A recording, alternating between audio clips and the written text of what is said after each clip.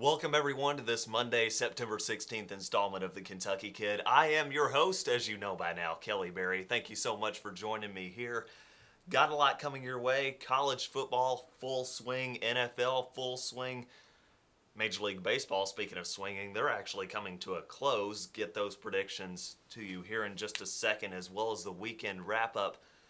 But first, and I'm a little bit late in talking about this, but who all has seen the atrocity that was the Miley Cyrus Wrecking Ball video? Good freaking God. If I could go down a list of all of the things that were not on my list of sexual fantasies, seeing a flat-chested chick on top of a wrecking ball butt naked definitely takes the cake on that one. And there's a reason I bring this up, though, and it's not just, I'm not just throwing that out there. We sadly live in a world that thrives completely on negative attention and negative media, particularly here in the United States. I mean, think about it. Watch the news for like 4 minutes. I don't watch the news because I will begin to suffer from clinical depression. I mean, it's just saddening, right?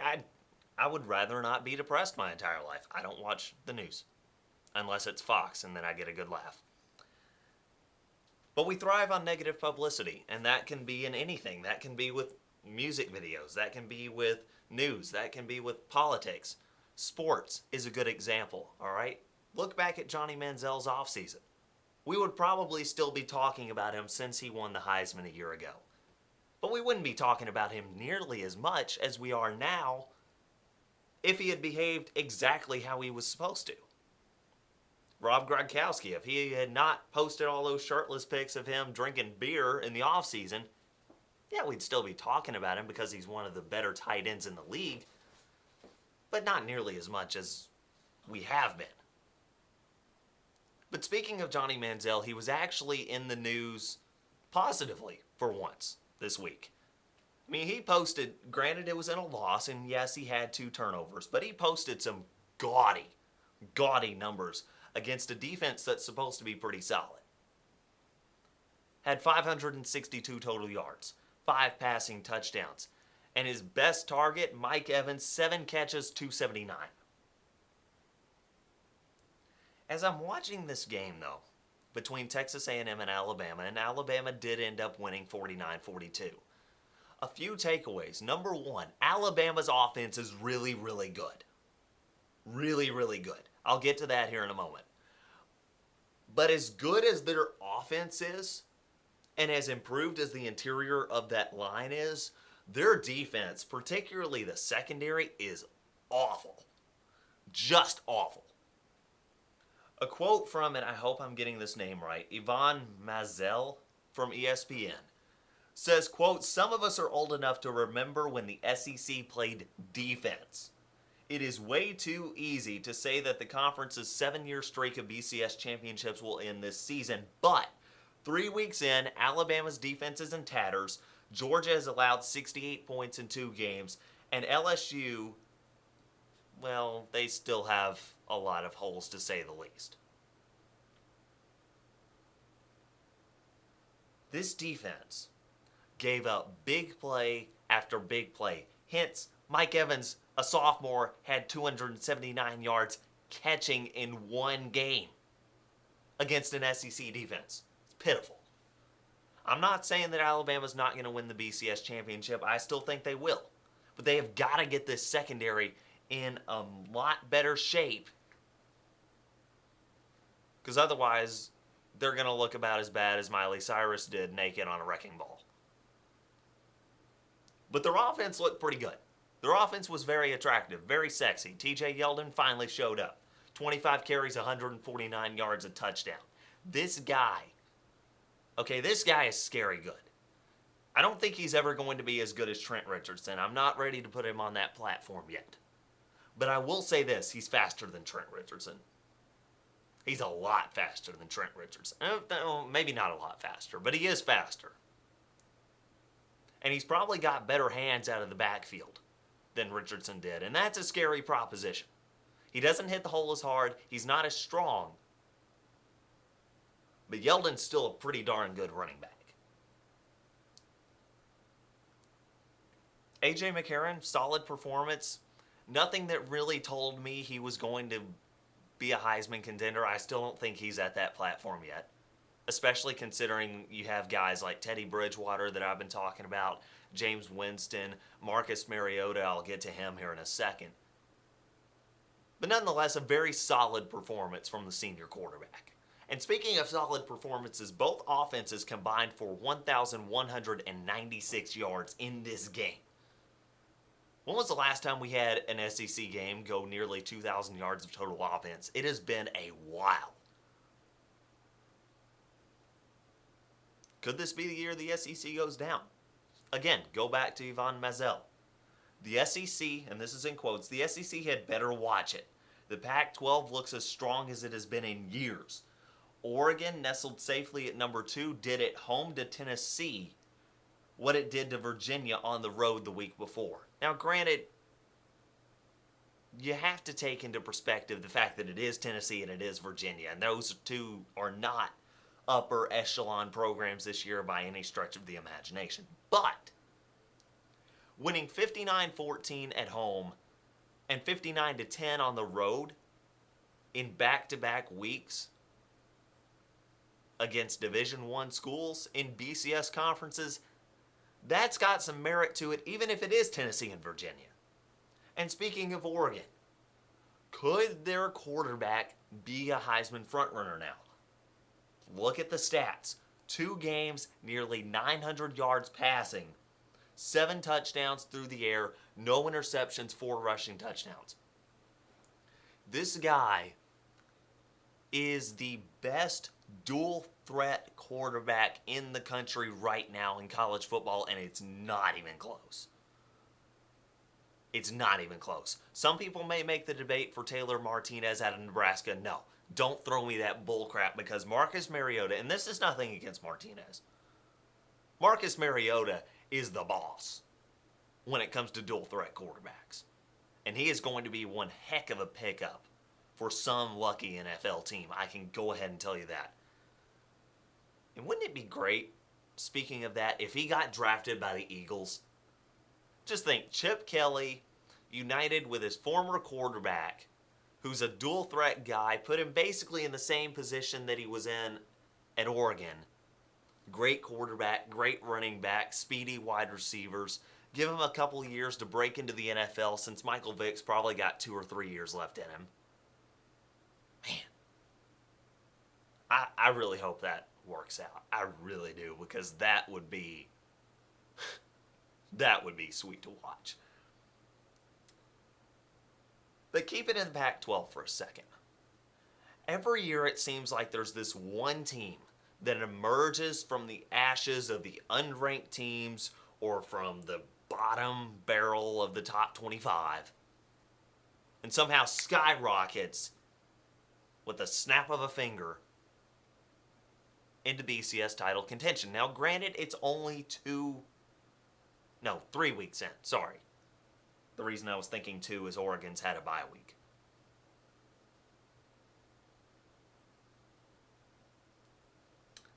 UCLA. I picked them to beat Nebraska on the road. They dominated Nebraska in the second half. Get to that here in a second. That first half looked awful. I was ready to throw in the towel on UCLA and admit that I was an utter idiot for ever picking them to win anything, because that first half just looked pitiful. Absolutely pitiful. Not Miley Cyrus on a wrecking ball naked pitiful, but pretty darn close. But then the second half rolls around. And even really right before the second half, UCLA marches down the field, gets a touchdown to go into the locker room down 21-10. And you're thinking, okay, maybe this is going to be a game. Because momentum going into the half and coming out and starting the second half can mean a lot, regardless of what sports you're playing. But in my mind, especially football. And that was the case as UCLA went on to score 38 unanswered points on the road to utterly dismantle any idea of an upset by the Cornhuskers, winning 41-21 after being down 21-3 late in the second quarter. UCLA has got one of the most underrated running backs in the country. As it seems like they always do. I mean, Jonathan Franklin last year was a beast, and nobody seemed to give him a crap's worth of credit. But that defense is stout. 3 yards per carry for the Cornhuskers. And they held Nebraska to 3 of 14 on third down. That's pretty darn good, folks. And this UCLA team, I'm not saying they're going to get into the BCS championship. I'm not ready to put them there yet. I'm not even ready to put them as winners of the Pac-12 because honestly, unless Oregon flubs up like they did against Stanford last year, the Ducks are probably going to fly away with this conference. But UCLA could get in as an at-large and really wreak havoc against somebody in the BCS. That's a team that I see competing for a BCS bowl berth. One team I don't see coming anywhere close is Texas. Now, I heard that Mac Brown's office door has a sign that reads, "Warning, contents under pressure." Not really, but it should. Because honestly, a Texas team should never start 1-2. I don't care who you play. But a Texas team should not lose in back-to-back weeks at BYU and then at home against Ole Miss. His seat is on fire. And if he keeps losing and they don't get to a bowl this year, which I'm not so sure they will, considering how they're playing, especially with the inconsistent play at quarterback and the fact that at home against Ole Miss the second half, I mean, the wheels just fell off the card. If they don't get to a bowl game this year, and it's highly unlikely that they do, there's a reasonable opportunity that Mac Brown could be gone. And I think that's sad because I think Mac Brown's a good coach. I really do. But you can't go 1-2 at Texas. You can't have a losing record over and over again, which, I mean, in Texas, anything less than a 9-3 may as well be a losing record. But if a college program has its own television network, you better win there or you're out. And I think Mac Brown's gone after this year. I really, really do. Speaking of teams with 1-2 starts, what in the heck is going on in Bowling Green, Kentucky? Seriously, I mean, after the Kentucky game with Western, I was ready to say that Western was going to run the table and be an underdog bid into a BCS game. And now they have the 7 turnover debacle at Tennessee, and then they come back and lose after being up 21-10 to South Alabama. Come on. 12 turnovers in 3 games is ridiculous, okay? They have got to get some sort of ball security worked out. Especially with Brandon Dowdy. The guy's got 8 interceptions over the last 2. The good news for this team, and probably the only good news from this team, is the running game is still pretty darn good. Andrews has the team has 532 yards rushing over 3 games. And is averaging 5.2 a pop. That's pretty good. But even that comes with a grain of salt. Because Antonio Andrews, who's supposed to be the staple of that backfield, only has 1 total touchdown this year. He had 14 last year. He has got to start getting the ball. And I honestly think Bobby Petrino's throwing too much. I really, really do. And I'm hesitant to question a guy who coached such a phenomenal offense at Louisville. But this offense is not Louisville. Brandon Dowdy is not Brian Brom. And he has to see that. He's throwing way too much. This offensive line, one of the best run-blocking offensive lines in the country. Hands down. Antonio Andrews, one of the best running backs in the country. Hands down. And he's out here throwing the ball. I have no doubt that Brandon Dowdy is a decent quarterback.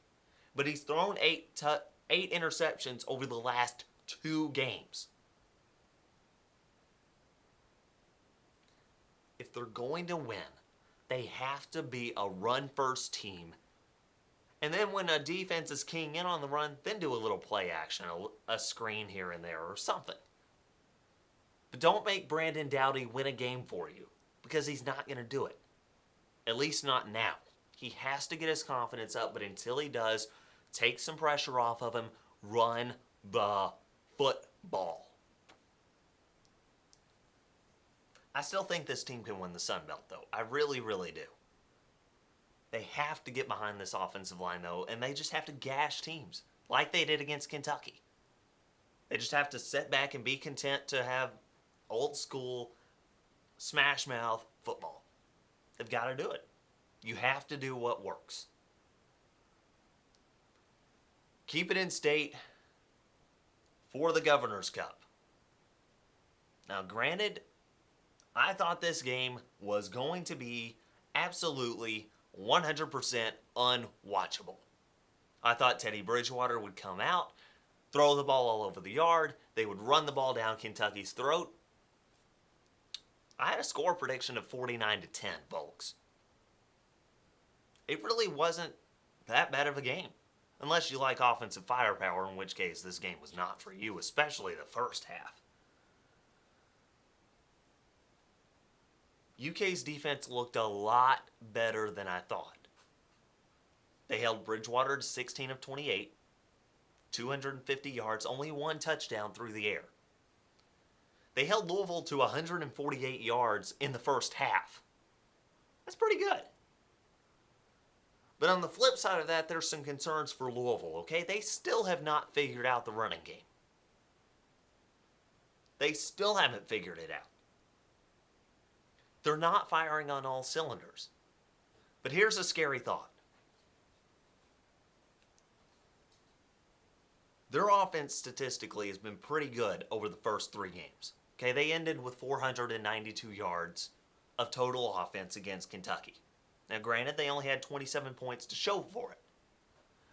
But 492 yards is still pretty darn good. And a lot of coaches would take that against any team. But you have the running game that's still in shambles. You have Teddy Bridgewater looking uncharacteristically uneasy in the backfield. And yet they're putting up gaudy numbers still. If this team could ever find a way to get all the cylinders working at the same time, there is no defense in the country, in D1 college football, anywhere, that could stop them. And the sooner they realize that, the better. Because honestly, seeing a team that's that talented underperform week in and week out is really, really frustrating to watch. Because despite the shirt, I do like Louisville, except when they're playing Kentucky. But nonetheless, the Governor's Cup went to Louisville, which is why I am, for the rest of the show, wearing, ta-da! This hurts already. This hurts. I think I'm breaking out in hives or something. But seriously, give credit where credit is due. Louisville was the better team by far in that game. They were. I'll admit that. I mean, Kentucky still isn't that good of a team. I like the fact that the game was close. But Louisville, if they're going to have a shot at competing for the national championship, they have got to start playing well. Because given their strength of schedule, or lack thereof, winning games is not enough. They're going to have to get some bonus points. They're going to have to beat some teams by 60. They're going to have to show that they are infinitely better than anybody else on their schedule. Man, this thing is itchy. Because otherwise, it's going to do this to some teams. Or not teams, to some committee members. It's going to rub them the wrong way. Because with a strength of schedule that's 111th out of 120, they're going to have to pound some teams. They're going to have to beat some teams really, really bad. And so far, they haven't really done it.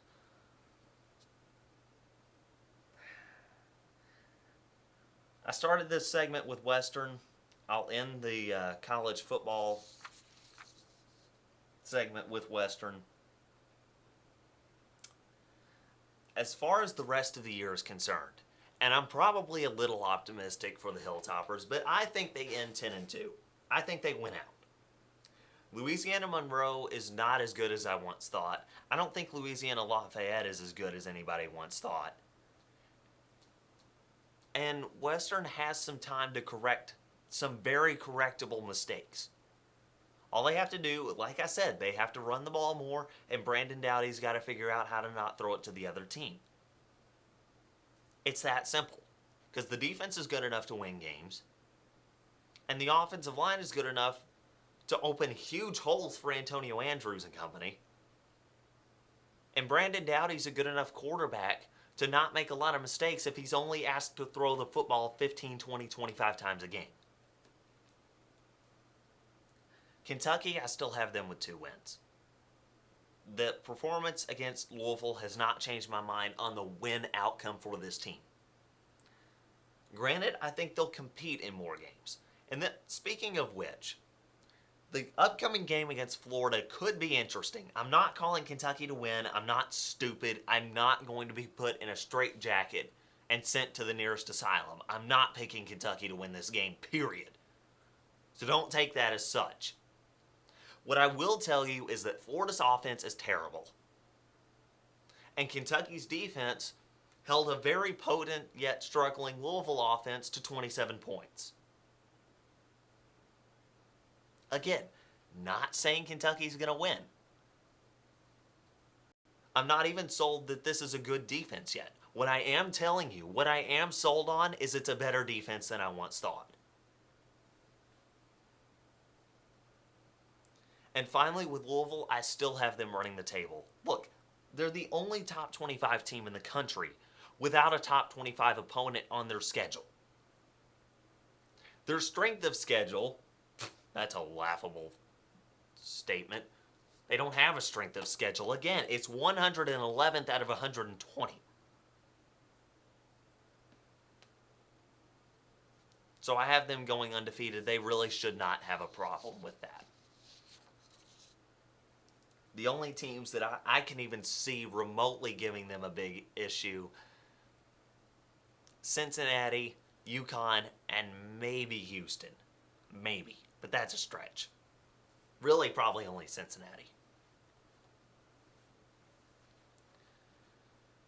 So that covers college football's weekend, I suppose. On to the NFL. And this had to be the funniest thing I have read outside of an article trying to make a case that Tim Tebow's a good quarterback. You know a team is bad when no station anywhere wants to carry them. But you know a team utterly sucks when a station mandated to carry that team apologizes for it. Orlando TV station WKMG issued a public apology earlier this season for having to broadcast Jacksonville Jaguar games. To quote the apology, "In accordance with NFL policy, WKMG must carry all Jacksonville Jaguar away games. We apologize for any inconvenience," close quote. I think the apology is needed. Because frankly, if I live in Orlando, I am doing everything in my power to get out of Orlando because I do not want to watch 8 Jacksonville Jaguar games this year. Man, that's almost as bad as the music video I was talking about. But Orlando, seriously, the city may want to look out because they may lose a lot of residents over this, especially the ones that are in the area of whatever station this is. Oh. That's good stuff. Jacksonville's a really bad team, and they're going to be a bad team for a long, long time. It's like watching Pee Wee football. A bunch of people out there, they've got the uniforms, they've got the pads, they've got the helmet, they've got everything that makes up a football team, except fans and any kind of knowledge about the game of football whatsoever. It's really just embarrassing. A couple of teams, though, that aren't embarrassing that actually got to go head-to-head this week. San Francisco and Seattle. Now, I know it's hard to win in Seattle. Okay, the last team that won in Seattle was, ironically, San Francisco back on Christmas Eve of 2011. But in saying that, an offense that has Colin Kaepernick, Frank Gore, Vernon Davis, Anquan Bolden, and all of these other weapons should not post 3 points and 207 total yards of offense in a game. They just shouldn't. Kaepernick threw 3 interceptions. The team had 5 total turnovers. And in addition to that, they only had 23 minutes and 17 seconds of possession. Now, I know Seattle's defense is really good. Undoubtedly probably the best in the country. Especially that pass defense. And Richard Sherman is probably the best corner in the league. They have one of the most underrated pass rushes. I get all that. But it's 3 points, 207 total yards, and 5 turnovers. Pitiful. It's pitiful. And by the way, for those of you that don't know, Seattle ended up winning 29-3.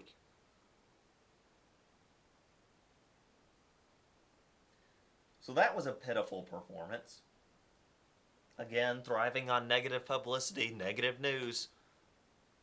Depressing everyone, but how about an uplifting story for a guy who's been in the news recently for not good things? That's saying it lightly. Michael Vick.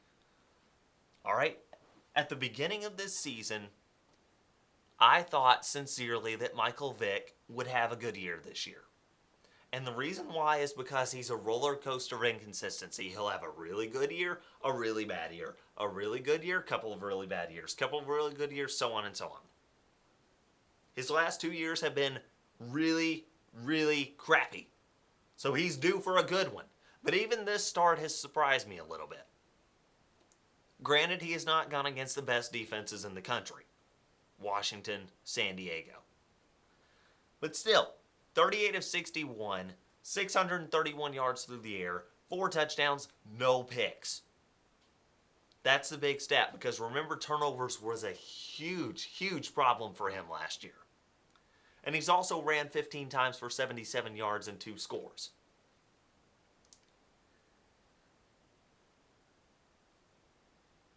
He is honestly, over the first 2 weeks, and I can't believe these words are coming out of my mouth, but over the first 2 weeks, he has been the best quarterback in the NFC East, and frankly, it hasn't been close.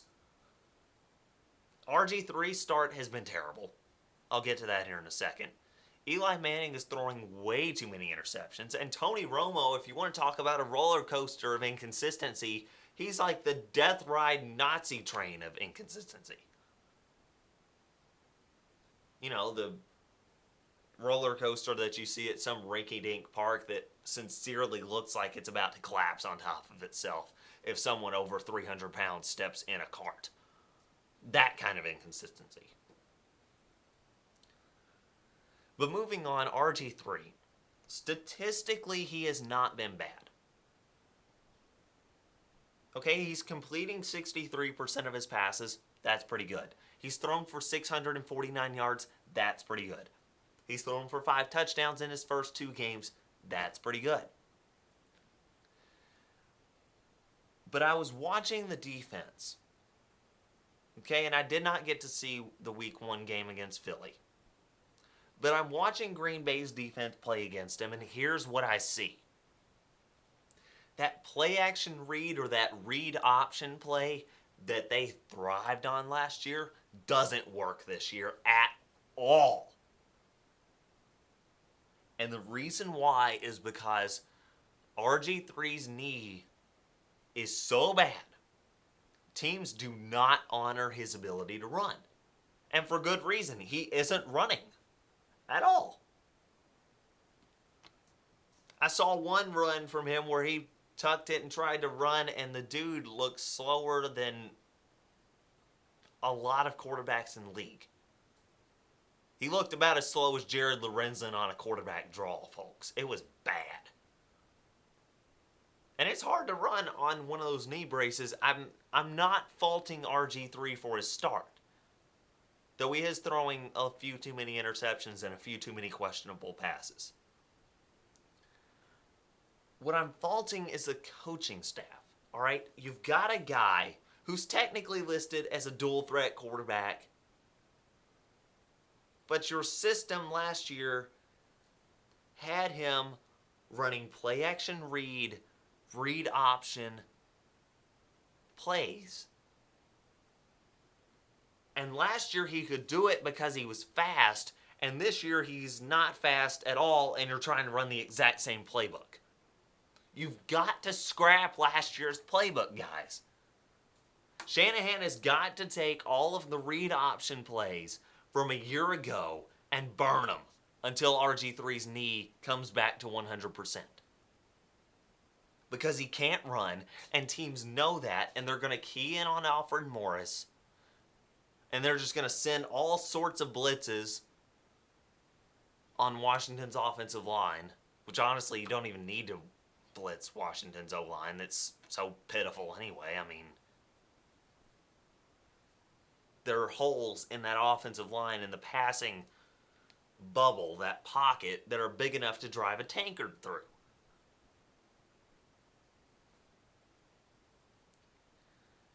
This slow start for their offense is alarming. They're only 5 of 21 on third down. They're turning the ball over way too much. And they didn't score in the first half against a Green Bay defense that frankly isn't that good. And I referenced last week's game against San Francisco if you want the proof. So we've gone bad performance, good performance, bad start, another good start. This is a guy, again, in the news in the wrong way, not legal sense, not negative publicity sense. Frankly, just he wasn't that good. A guy who came into the league, and a lot of people said he was the second coming of fill in the blank great running back name here. But no Sean Moreno for the first couple of years of his career didn't do squat. And then Denver goes out. They get Willis McGahee a couple of years ago. Then they draft Monte Ball this year. And everybody thinks, including myself, that No Sean Moreno's days are numbered. And what does he do? He comes out and he plays pretty darn well over the first 2 weeks. Especially last week against the Giants. The dude had 13 carries, 93 yards, 2 touchdowns. Okay, that stat line is good. Here's what impressed me the most, folks. I remember watching him against Georgia. And what he did against Georgia, or what he did when he was at Georgia, was he hit the hole hard. He was a speed back with a little bit of power. And he knew it.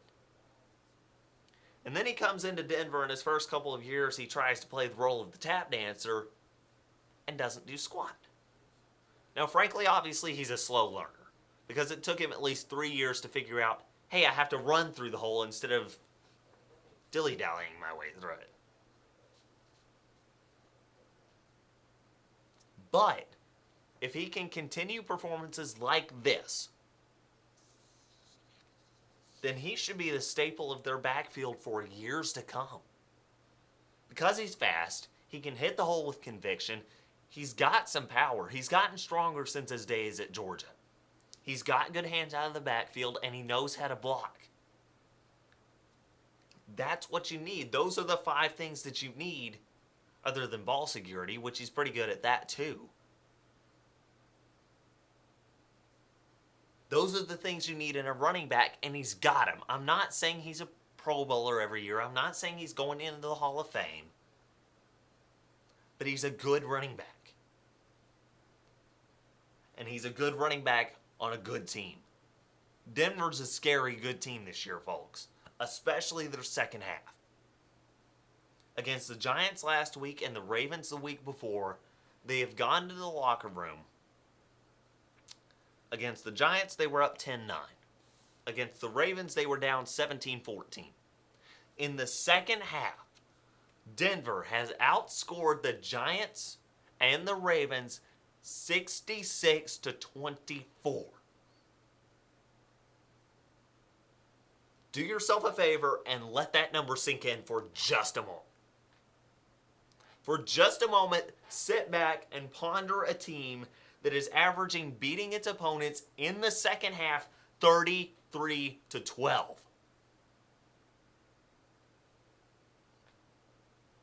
They have one of the best closers in the game in Peyton Manning,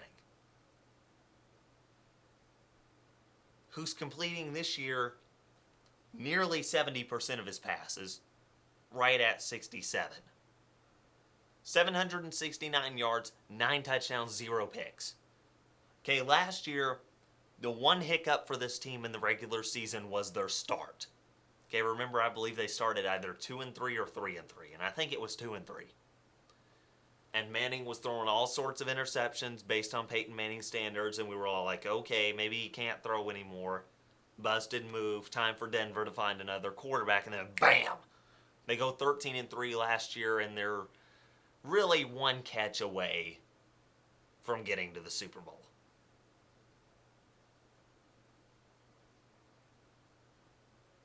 And speaking of Denver, the defense isn't that bad either. But how about Danny Trevathan being third on the team in tackling? And then you have Wesley Woodyard being second on the team in tackling. And I know Von Miller has not played yet. He isn't going to play for the first 6 games. But still, I mean, I can still remember the scouting report on both of these guys. Oh, they're too small. They can't play the position. They're going to have to move to safety. And even then, they're too slow. They're not going to make it into the pros. And then I just look back on all of the idiots that said that. And I say to them, I was right. You were wrong. Suck on that for a little bit.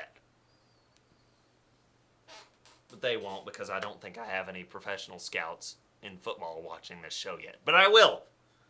And when I do, then I will tell them, I can do your job better than you. There is such an immense amount of satisfaction that comes from proving someone wrong. There really is. It's great. It's great. But some other notable performances out of the NFL this week. Aaron Rodgers, 480 yards, 4 touchdowns, leading the Packers to a 38-20 win over Washington in a game that really wasn't even that close. Doug Martin ran for 144 yards, granted against the Saints defense, but still, 144 yards is pretty darn good. Deshaun Jackson, what a year he's had so far. Last week, 9 catches for $193. E.J. Manuel earning his first win on a last-second touchdown to Stevie Johnson as they beat the Panthers 24-23. And the Chiefs matching last year's win total, beating Dallas 17-16 and earning head coach Andy Reid yet another win against the Cowboys. I believe that's his 18th career win against Dallas. But this year's NFL season is shaping up to be a good one, and there are a lot of questions that have yet to be answered. Can San Francisco repeat and go to the Super Bowl? Repeat the NFC Championship, that is. Because there are a lot of teams that could challenge them for that. The Packers being one. Chicago's looked pretty good even though they were shaky in a 1-point win against Minnesota. Are the Redskins ever going to figure out how to win? Can Eli Manning and company stop committing so many turnovers. I think they have 10 turnovers over their first 2 games. Are the Eagles for real? Is Chip Kelly for real? Is Michael Vick finally back? Or is this just a 2-game stretch where he's fluky only to go for the rest of the year? I don't know. But speaking of the rest of the year, here's what I can tell you. Major League Baseball shaping up to be a great, great October. And especially considering the National League and American League really too. But the wild card races, folks, are just so close. A month ago, nobody was talking about Washington. Nobody. And now they're 4.5 back from Cincinnati. Now, do I think that they're going to get into the playoffs? Do I think that they're going to surpass Cincinnati? No, I do not. No. But the fact that they've even made this charge shows some promise for the following years. Because remember that start, we were all thinking, gosh, maybe the layoff Strasburg had last year, maybe that wrecked his career a little bit. Maybe the bullpen's not as good as we thought. Maybe the starting rotation's not as good as we thought. Where in the world is the offense? And now suddenly they're sitting 4.5 back in the wild card race. Again, I don't believe that they're going to get to the playoffs. I think they're going to come up a couple of games short. But considering they're doing so well, and Cincinnati's been inconsistent of late, this could be an interesting race. Speaking of interesting races that involve the Cincinnati Reds, don't discount them in the pennant race for the NL Central. But again, I'm not going to put them there and say that they're going to magically win over Pittsburgh and St. Louis. But St. Louis and Pittsburgh are knotted up again, dead even. This sounds like a broken record. I mean, one minute you've got both teams going at it and they're both winning. The next minute both teams are losing and here comes Cincinnati. And the next minute you've got one team looking like they're going to run away with it and the other team losing. And I still don't know what to make of this division. I really don't. Like, even prepping for today, I changed my mind on who I thought was going to win. And even now I have to look back at my notes. Okay, I had St. Louis winning. I'll get to why here in a second. But another pennant race that was close a couple of weeks ago. And then Texas just blew themselves to pieces with, Oakland's a good team. Don't get me wrong. Oakland's a good team. They're a solid ball club. But Texas has fallen from the graces of Cloud 9, losing 9 of their last 10 games. And that just blows my mind. Because here you have a Rangers team with a good offense, a good starting rotation, and supposed to be at least a decent enough bullpen to win them some games. And where went that? And the A's have won 5 in a row. And I think the lead now is 6.5 games. It's ridiculous. But despite the fact that Texas has fallen from graces, Oakland should not be overlooked. Especially considering that they're second in the American League in ERA at 3.57 and in opponents' batting average at 244. This team has a good starting rotation, a really good bullpen, a solid closer, and an offense that's good enough to get runs to win games, regardless of where they're playing. As far as the American League postseason is concerned, and I'll get to the National League, but first I want to start with the American, because I believe in alphabetical order, and A comes before N the last time I checked. I had the Yankees in the playoffs last week. And I said, not on this show because the tape messed up and I couldn't upload it. So frustrating. I hate technology. I really do. When it doesn't work, I hate it. It's like a Cincinnati Reds baseball bat. When it works, I love it. When it doesn't work, I hate it. But I had the Yankees in the playoffs on this condition. They don't get swept by the Boston Red Sox. And what do? They get swept by the Boston Red Sox. 8-4, 5-1, 9-2. Now, if those games were at least close, I could at least still pitch some form of defense. But you can't pitch a defense for a team that can't pitch. Hence, they gave up 22 runs in the last 3 games. So New York, out of the playoffs, goodbye.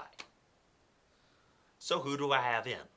Texas has struggled. Tampa Bay has struggled. Cleveland's hot. Then you have the Yankees hanging back there somewhere. I've already said I don't have them in. The wild card teams, the 4 and 5 slot, I have Cleveland at 4, jumping Texas, who lands at 5. And the winner of that play-in game will get Boston resting at number 1. They're going to run away with home field advantage in the American League. Then at number 2, I have Oakland, and number 3, Detroit.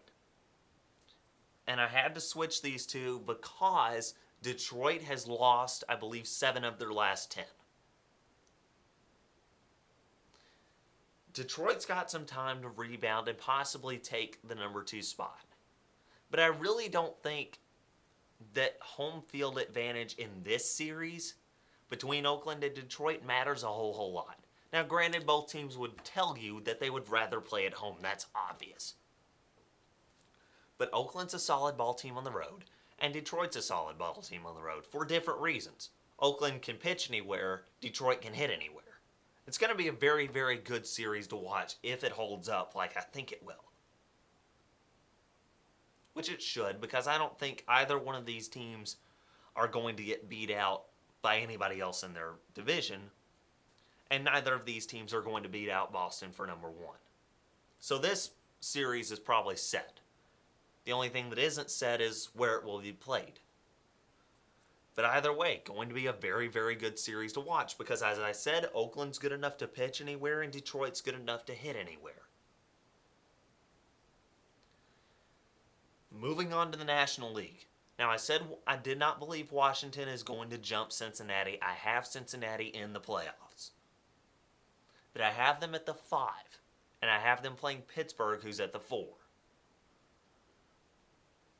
The reason I have Pittsburgh losing this division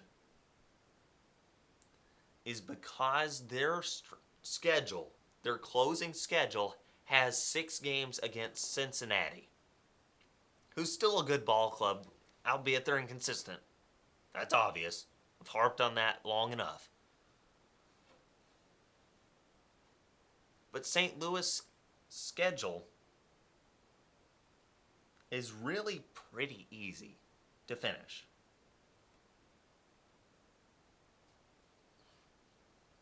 Then you have Atlanta at number 1. The winner of that game, the Pittsburgh-Cincinnati play-in game, will play Atlanta. And I don't think there's going to be any kind of challenge for the best ERA in baseball. St. Louis at number 2, LA at number 3. With that said, time to dish out some awards, and then I'll get to who I think is going to get into the World Series and why here in just a moment. AL MVP, this one's not even been close all season long. It's got to be Miguel Cabrera. Now, it doesn't look like he's going to repeat as a Triple Crown, but the fact that he even won it last year and the fact that he even competed for it this year says a lot about the type of player he is. And frankly, if he wasn't such a team player, he honestly probably would have won the Triple Crown. Because the reason why he's 7 home runs back right now is because he's content to hit it into the gap and get a single if his team needs it. I'm not saying Chris Davis isn't a team player.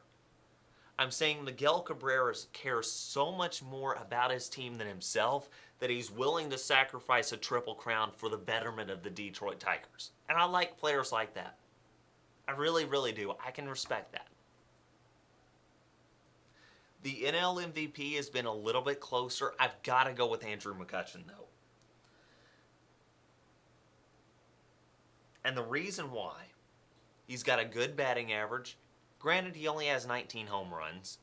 But the guy's batting a .326, 19 home runs, 79 RBIs, and can field the center field position like none other. This guy covers so much ground and is so fast. I mean, the left and right fielders are basically tossing a picnic, while Andrew McCutchen's running all around the field, making sliding grabs and throwing people out at third and home and first and what have you. This guy is good. Really, really good. The AL Cy Young, Max Scherzer. Okay, and I know that he's struggled a little bit of late. With his ERA has gone up. He's lost a couple of games. But still, he's 19-3. 19-3, folks. 19 wins, 3 losses. As a pitcher, that is really good. Really good. And the NL Cy Young, even a bigger blowout for the best pitcher in baseball, and it hasn't been close all season long, Clayton Kershaw. Quick question, though. How does a guy go 14-9 with a 1.94 ERA? If you have a pitcher, honestly, that throws a 1.94 ERA, you should not lose. Ever. Unless there's just one game where he gives up 25 runs and then everything else he's blanking people. Then one loss I can understand. 9? Every game should be a win. Every game. Speaking of wins, do I think Boston will win 100? Right now they're setting at 92-59. That means they need 8 wins in their next, how many games do they have left? 11. I have them winning, and this kills me to say it, because I want them to win 100, because it's just such a cool landmark. I mean, it's not like a couple of games are really going to have a major impact on their seeding or anything. They've got number 1 locked up. But I have them winning 99. And here's why. 6 of their 11 remaining games are against Baltimore. 3 home, 3 away. And Baltimore's a hungry team who's still looking for a playoff berth, folks. They're not just going to lay down and let Boston run all over them. Now, do I think Boston's the better team? Of course they're the better team. But 6 of 11 games against one of the best wild card contention teams is tough when you're looking to win 8 of 11 to get 100 wins. I think they come up just short. I've already talked about, do I think the Nationals get into the playoffs? No, I do not. Outside of a 4-game homestand against the Marlins, they have 3 games. They have 3-game series with the Braves, Cardinals, and Diamondbacks. A tough stretch considering the fact that they have to make up 4.5 games, I believe, against the Reds. That's a tough bill, and I think it's going to be a little too tough for them to do it. I think they close the gap to maybe around 2 games to the Reds, but I don't think it gets any closer than that. And finally, the question that I think every baseball fan who made it through all of the football talk has been waiting to be asked. Who will get into and win the World Series, and why? The American League, not close. I have Boston. They're the most complete team by far in baseball. My National League pick is a little bit tougher. I don't want to put Atlanta there. And the reason why is because history tells me that they're a very good regular season team and they struggle in October. I don't want to put St. Louis in there because, frankly, I'm not so sure if they get out of the series against the Dodgers. And I don't want to put Pittsburgh and Cincinnati in there because, frankly, if Pittsburgh wins, they still have a 7-game series against Atlanta, which is tough. And if Cincinnati wins, they're so freaking inconsistent, they could probably easily get swept by the Braves. So I have the Dodgers winning. They have the best pitcher in baseball. They have one of the best guys to watch in baseball in Puig. They have one of the best bullpens in baseball, one of the best starting rotations in baseball, and they're one of the best road teams in baseball. I think they're a better road team than Atlanta is a home team. And that's going to be the series, I believe, for the National League to decide who gets into the World Series. It's going to be close. It's probably going to go to 6 or 7 games. But Los Angeles should be the National League representative for the World Series. And as far as the World Series head-to-head between Boston and LA, I'm going to take Boston in 6 because, again, they're the most complete team in baseball. But then again, if history tells us anything, it's that I cannot predict professional sports whatsoever. Case in point, I predicted 2 teams to go 0-16, and they both won in week 1. Miami and St. Louis, in case you were wondering. So laugh at me. What's life if you can't get a cheap laugh at someone else's expense, right? I got a good one out of Miley Cyrus. I got a great one out of Johnny Manziel in the offseason. And hopefully I'll get a few more good laughs at some people that just utterly suck down the road. But until Friday, when our next show should be, barring any kind of tragic happening, I look forward to seeing you then.